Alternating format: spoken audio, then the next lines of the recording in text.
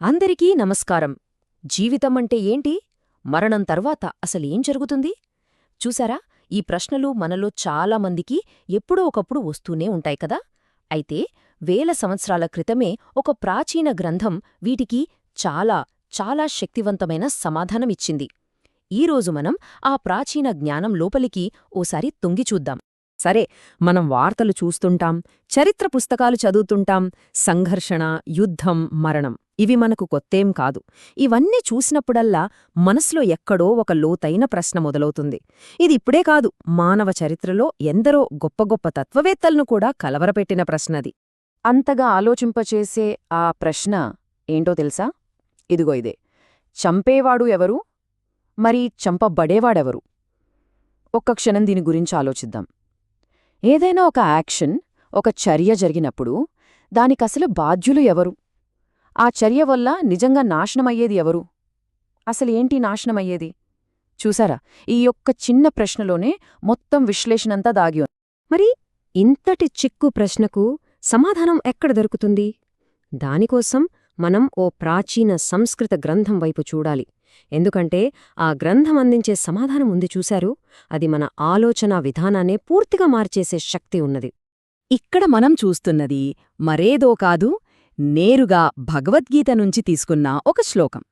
ఒక్కసారి గమనించండి, ఈ వాక్యాలు వేల సంవత్సరాల క్రితం రాసినా సరే వాటిలోని ఆ జ్ఞానం, ఆ పవర్ ఈ రోజుకి కూడా ఏమాత్రం తగ్గలేదు. సరే, మరి ఆ ప్రశ్నకు ఈ శ్లోకమిచ్చే సూటి సమాధానమేంటంటే, ఆత్మ చంపదు, అలాగని చంపబడదు. ఒక్క నిమిషం, ఏంటిది? వినడానికే చాలా ఆశ్చర్యంగా ఉంది కదా. ఒక రకంగా చెప్పాలంటే నమ్మబుద్ధి కావట్లేదు. అసలు దీనర్థమేంటి? ఇదెలా సాధ్యం? రైట్, వినడానికి ఇంత విచిత్రంగా ఉన్న ఈ వాక్యం వెనుకున్న అసలు రహస్యమేంటో ఇప్పుడు తెలుసుకుందాం. దీనికి అంతటికీ మూలం ఆత్మ అనే కాన్సెప్ట్ను అర్థం చేసుకోవడంలోనే ఉంది. అంటే మన లోపలుండే ఆ శాశ్వతమైన నేను గురించనమాట. ఆ ప్రాచీన గ్రంథం ఏం చెబుతోందంటే, ఆత్మ అనేది శాశ్వతమైనది. అంతేకాదు, అది ఎంత సూక్ష్మమైనది అంటే ఏ ఆయుధమూ దాన్ని తాకలేదు, నాశనం చెయ్యలేదు. అంటే ఆలోచించండి, అది మన ఈ భౌతిక ప్రపంచ నియమాలకు, లాజిక్కు పూర్తిగా అతీతమైనదన్నమాట. అందుకే ఒకవేళ ఎవరైనా ఆత్మ చంపుతుంది, లేదంటే చంపబడుతుంది అని అనుకుంటే వాళ్లకు అసలైన జ్ఞానం లేనట్టే అని ఆ శ్లోకం చాలా స్పష్టంగా చెబుతోంది.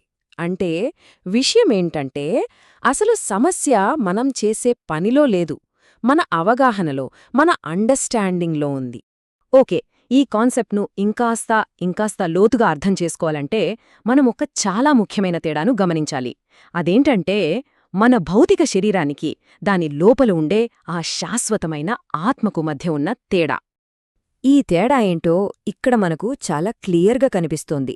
ఒకవైపు శరీరం అంటే దేహం, ఇది పుట్టుతుంది, నశించిపోతుంది, దీనికి హాని చేయగలం. కాని మరోవైపు ఉన్న ఆత్మను చూడండి, ఇది శాశ్వతమైనది, దీనికి నాశనమనేది లేదు. అసలైన నేను అంటే ఇదే. మన శరీరముందే, అది కేవలం ఈ ఆత్మ ప్రయాణించడానికి ఉపయోగపడే ఒక వాహనం లాంటిదంతే. అయితే ఇక్కడే ఒక పెద్ద ప్రశ్న వస్తోంది. అదేంటంటే, ఆత్మకు నాశనం లేదు, సరే, మరలాగని మనం చేసే పనులకు ఎలాంటి పరిణామాలుండవా? ఎవరైనా సరే ఈ ఫిలాసఫీని అడ్డం పెట్టుకుని హింసను సమర్థించవచ్చా? అస్సలు కుదరదు. ఎందుకంటే ఈ విషయంలో మనం చాలా క్లియర్గా ఉండాలి. ఈ తత్వశాస్త్రం హింసను ఎట్టి పరిస్థితుల్లోనూ ప్రోత్సహించదు.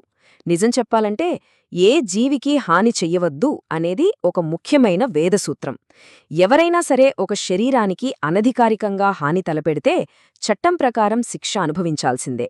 అయితే ధర్మం కోసం, అంటే ఒకరి కర్తవ్యం కోసం చేసే చర్య అనేది వేరే విషయం. అది వ్యక్తిగత ఇష్టాయిష్టాలతో చేసే పని కాదు. ఆ సందర్భమే వేరు. చూసారా, ఈ చర్చంతా మనల్ని మళ్ళీ ఒక చివరి కానీ అత్యంత లోతైన ప్రశ్న దగ్గరకు తీసుకొచ్చి నిలబెడుతుంది. ఒకవేళ ఈ శరీరం నేను కాకపోతే మరి ఆ నిజమైన నేను ఎవరు? దాని స్వరూపం అసలు ఏంటి? ఈ విషయం గురించి ఒక్కసారి ఆలోచించండి.